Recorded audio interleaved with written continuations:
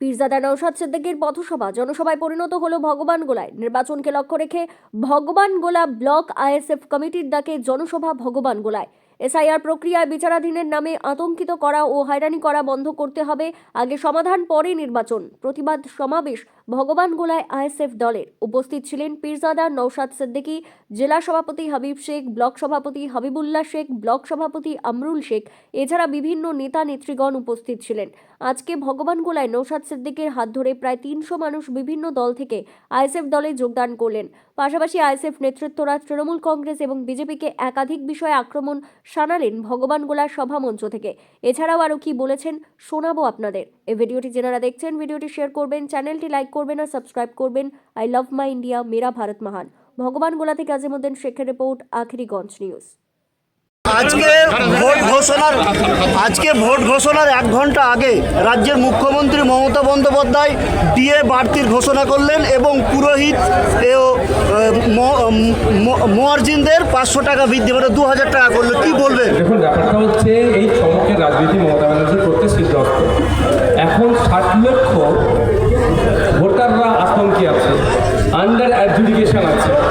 এই সমস্যার সমাধান করতে কীভাবে তার রাস্তা না বলে উনি ওনার ভোট ব্যাংক ধরে রাখার জন্য দুই সমাজের মানুষ, ইমাম মুয়াজ্জিন সাহেব, সরকারি কর্মচারীকে নিজের কাছে টানার জন্য যে কথা কাজ করলেন।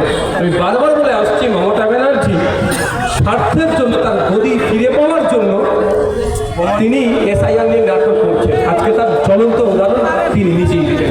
ধিক্কার নিন্দা জানাচ্ছি মমতা ব্যানার্জির কাছে।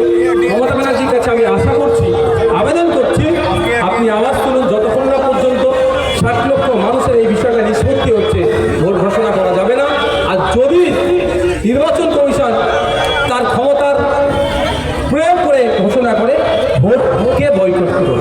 আচ্ছা, আপনি এই যে বললেন যে ভোটকে বয়কট করার জন্য রাজ্য সরকারের সঙ্গে ভোট বয়কটে সাথ দিবেন, তাহলে কি আপনি আইএসএফ এবং তৃণমূল কংগ্রেস জোট করছেন? না, জোটের প্রস্তুতি আসছে না। তৃণমূল কংগ্রেসকে আমি প্রথমে চোর বললাম, কিন্তু তৃণমূল কংগ্রেস যদি বাংলার মানুষের স্বার্থে ভোটকে বয়কট করে, যতক্ষণ অ্যাডজুডিকেশন সমস্যার সমাধান হচ্ছে ততক্ষণ পর্যন্ত এই বাংলার মানুষের স্বার্থে আমি এই দাবির সাথে সহমত হব। দাবির সাথে সহমত হওয়া মানে এই নয় যে আমি তৃণমূলের সাথে জোট করছি। বাম এবং জনতা উন্নয়ন পার্টির সঙ্গে কি জোট হওয়ার সম্ভাবনা আপনাদের? বামেদের সাথে আমাদের কথা চলছে, যেহেতু ওটা এখনো ফাইনাল হচ্ছে না, ফলে অন্য কোনো পার্টির সাথে এখন সেইভাবে আমরা কথা পর নিয়ে পৌঁছাতে পারছি না।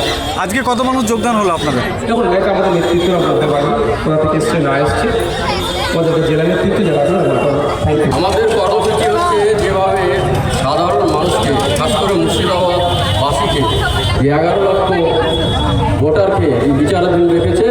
আমাদের দাবি হচ্ছে আগে তাদের সমাধান করা হবে, তারপর আমরা নির্বাচন ঘোষণা করতে দেব।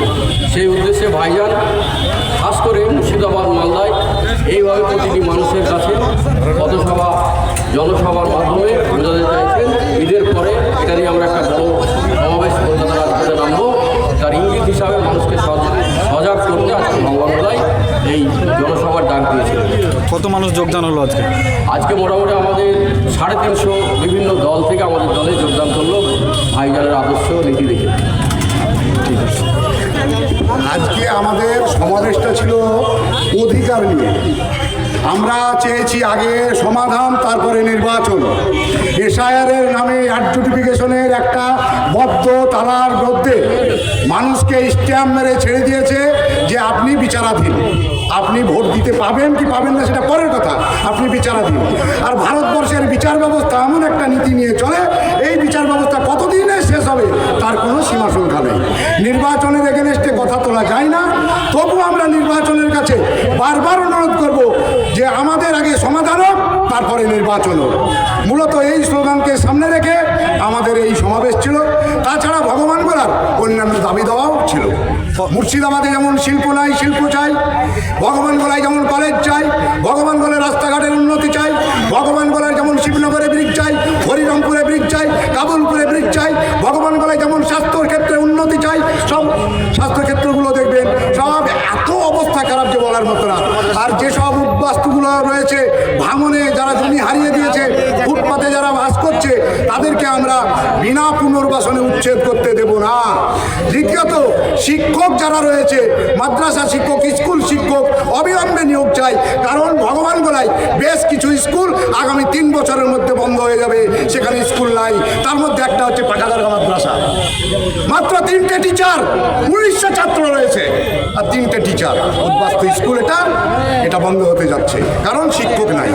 আমরা দেখতে পাচ্ছি এই এলাকায় লাইট দিয়ে উন্নতি করতে, আমরা লাইটের উন্নতি তো দেখবই, অন্ধকার আমরা দূরে সরিয়ে রাখতে চাই, কিন্তু ওবিসি কেন চলছে, এখনো আছে ওবিসি আইন বাতিল চাই, বন সংরক্ষণ আইন বাতিল চাই। আমরা ভগবান গোলার মানুষ স্বাভাবিকভাবেই পরিযায়ী তকমা যে লেগে রয়েছে এই তকমাটা সরাতে চাই, কারণ ভগবান গোলা ছাড়া সারা মুর্শিদাবাদে ইউনিভার্সিটি চাই। আমাদের শিক্ষা নাই, তাই আমাদেরকে চাকরের মতো রেখে দিয়েছে, আমরা বাইরে পরিযায়ী হয়ে কাজ করছি। আমাদের এই সব দাবি নিয়ে আজকের এই সমাবেশ। আজকে যোগদানটা কত হলো? আজকে যোগদান কত হলো? আজকে আমাদের 350 মতো লোক যোগদান করেছে, বিভিন্ন দল থেকে তারা এখানে এসছে, ভাইজানের হাতে তারা না হয়